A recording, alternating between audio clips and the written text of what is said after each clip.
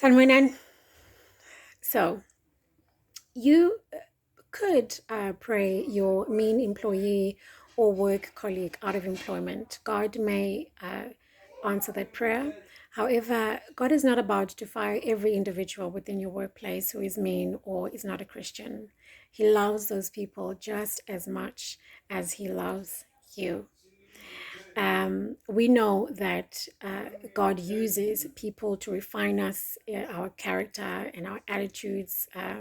And the common one is that people are like sandpaper. They can rub us off the wrong way, but eventually we become refined. Yes, that's very true. But even apart from that, we need those people professionally. And so God chooses Osiris to be king. He's non-Christian. And he chose him because he fit the bill to fulfill everything that God required at the time. Now, how do you dethrone Cyrus, chosen by God? And so, if you feel like, I don't need them, even professionally, God will still not eliminate those people. Why? Because you are the light of the world. How or where else can light find its expression except in places where there is darkness, corruption, maliciousness, meanness? How do they get to see integrity and excellence exemplified if they are not there or if you are not there? How do they get to see you walk away when they begin to gossip, or you say, sinangikhohlwa ke manje? How do they get to see you refusing to steal that pen because, oh, well, they have 100 within, they have 100 in the storeroom anyway? How do they get to see you refuse to use the office hours on your own personal projects on social media? Also, you are the salt of the earth. And where best can salt find its function except in places where people are walking around wounded? Cliche, maybe has been said a lot of times, but the saying is true: hurting people hurt people. And salt may not be nice on a wound, but it does accelerate wound healing. And that is who God calls you, salt. Now, they need to see you go through the most, and yet, for whatever unknown reason to them, you are still maintaining your joy. You are the light and the salt of the earth, and it is for that reason God is not going to remove every single person who resists you, who challenges your core values, and is mean to you. Joshua Selman says, how do you dethrone Pharaoh?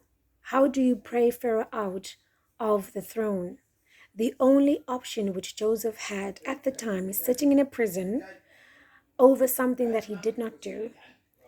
There's no other option but to say, God, okay, I'm here. Give me favor with Pharaoh. And it's biblical because God says, Psalms, or is it Proverbs? It says that when a man's ways pleases the Lord, he makes even his enemies to be at peace with him. So they can say, we don't like her, but it's okay. Let her get the promotion. No, let's not stand in her way. We're not going to make her life difficult.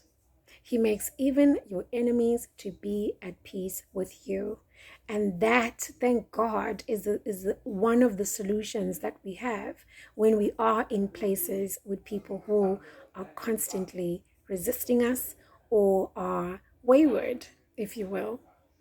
Now, and this is a big one, God always knows the why behind the what. God understands the reason why people do what they do.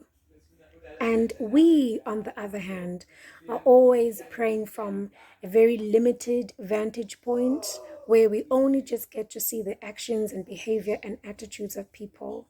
And we cannot and do not have the ability to see beyond that unless, of course, God shows you. But So, but we have a very limited scope, right? And so when we pray, God, I'm just done with this person, get this person fired, God says no, because he knows the why. And maybe that job is the one thing keeping that person from having a nervous breakdown or suicide. Does it justify them treating you that way? No. Is it unfair? Yes. Does it suck? Yes. Or maybe those people are perfectly fine. There is nothing wrong with them. They're just mean. And in those situations, we will do what we know to do, which is to pray for them. We are going to pray for them. We are going to bless them. When they get promoted, we are going to sum up the courage. We're going to do whatever it takes. We're going to go to the loo if we have to, encourage ourselves, go into their office and congratulations. And when we find out their car is not working and we can give them a lift, we're going to offer to give them a lift. Because we're going to obey God. We're going to do our part of the equation and trust God with the rest. And then we're going to read. We are going to read about how to work with different personalities within the workplace. We're going to read about why do people behave the way they do. We're going to empower ourselves and we're going to increase our emotional intelligence so that we can be the best people that we can be, knowing that God is not going to remove every uncomfortable situation or person away from our lives. And even if we do set boundaries and choose that I'm choosing to separate and to limit my access to these people, there are people that you cannot unfortunately set those boundaries with. Example, the people that you work with. And you may say, no, Sihla, I can resign. Honey,